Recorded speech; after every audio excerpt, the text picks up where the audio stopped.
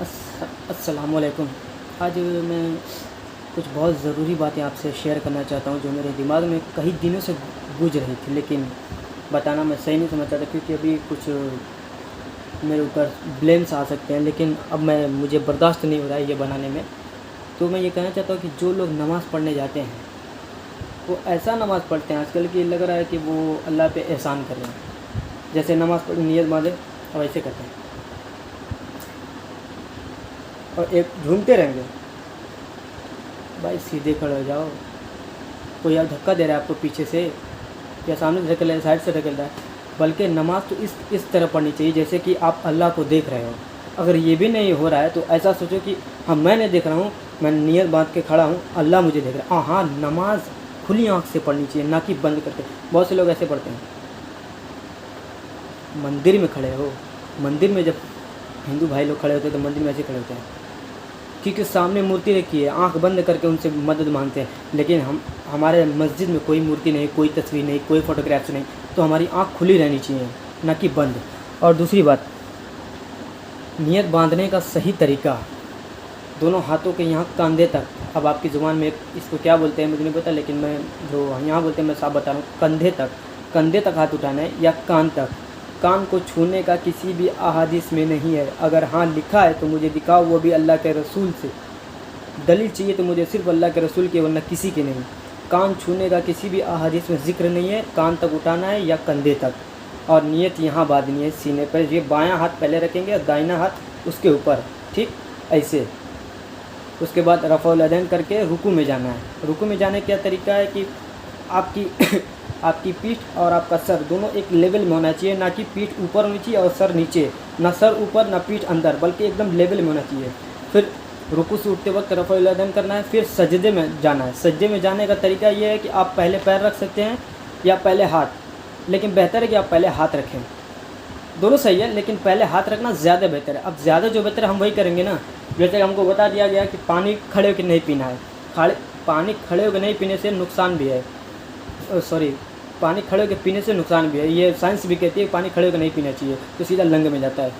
तो मैं ये बताना चाहता हूँ कि पहले हाथ रख लें, उसके बाद पैर, ठीक। फिर उसके बाद सज्जे में रुकने, दोनों सज्जे के दरमियान एक वक्फ़ा है जिसमें एक दुआ भी है, अल्लाहुम्मा इग़फ़िरली वरहमनी वअहदिनी वआफ़िनी वरज़ुक़नी। फिर उसके बाद दूसरा सज्जा करेंगे। फिर दूसरा सज्जे करने से उठने का क्या तरीका है कि दोनों हाथ को यूँ ज़मीन पर रख के उसके बाद खड़े हों, ना कि डायरेक्ट। क्योंकि अल्लाह के रसूल ने हमें बताया है कि पहले हाथ रख के उसके बाद खड़े होना है। ये साइंसली आपको प्रैक्टिकली समझा दे रहा हूँ कि जब हम जवान हैं पहले बिना हाथ रख के टप से खड़े हो जाएंगे, कुछ नहीं होगा। लेकिन डायरेक्ट खड़े होने से क्या होता है, कमर में चोट लग सकती है, चोट पहुँच सकती है। ये हड्डी जो हमारी जब सेकुलर एक पॉइंट पे आ जाती है उसके बाद खड़े हो गए, कुछ नहीं होगा। अब ऐसे हड्डी आप सीधा ऐसे खड़े जाएंगे, हो सकता है कुछ पॉइंट में आपकी तकलीफ़ बढ़ जाए, तकलीफ़ हो जाए। अगर नहीं हो रही तो हो जा सकती है।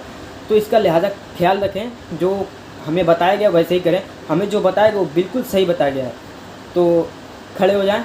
उसके बाद अब बहुत से लोग क्या करते हैं कि ऐसे ही खड़े हो जाते हैं, लेकिन उन्हें बता दूं कि जब उन्हीं की उम्र 50 होती है तो हाथ रख के उठने लगते हैं। क्यों? जैसे आपको बताया गया वैसे ही पढ़िए ना, क्यों हाथ रखने लगते हैं लास्ट में जब आपकी उम्र ज़्यादा हो जाती है तो। और हाँ, बिना सूरह फातिहा के कोई भी नमाज नहीं होगी। अगर होती है तो मुझे दिखाओ दलील अल्लाह के रसूल से।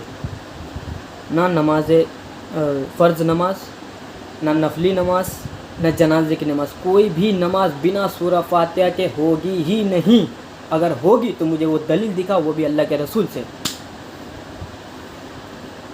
और ज़्यादातर लोग जो नमाज में जाते हैं, रमज़ान में तो बहुत सारी भीड़ रहती है। हम लोग देखते हैं कि 11 महीने जो बाकी हैं, और मुहर्रम, सफ़र, रबीउल आखिर, जमादी सानी, रजब सामान, इसमें सब लोग, बहुत कम लोग जाते हैं। 25%, ओनली 25% नमाज़ी हैं। और बाकी जो आते हैं वो सिर्फ रमज़ान में आते हैं। और रमज़ान पढ़ने वालों की तादाद इतनी ज़्यादा हो जाती है कि कभी कभी मस्जिद में जगह न होने की वजह से हमें दूसरी मस्जिद तलाश करनी पड़ती है कि मस्जिद में जगह नहीं है, तो फिर हम बाहर पढ़नी पड़ती है।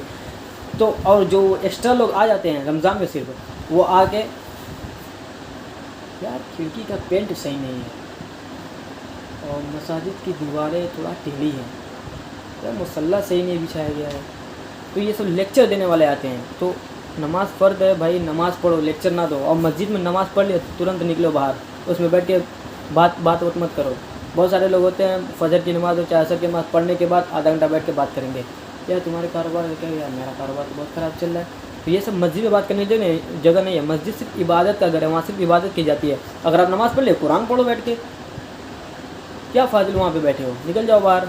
अगर आपको बात ही करनी तो बाहर निकल के बात करो। मस्जिद में ये सब बात नहीं करनी अच्छी लगती, जेब नहीं देता है मस्जिद में ये सब बातें।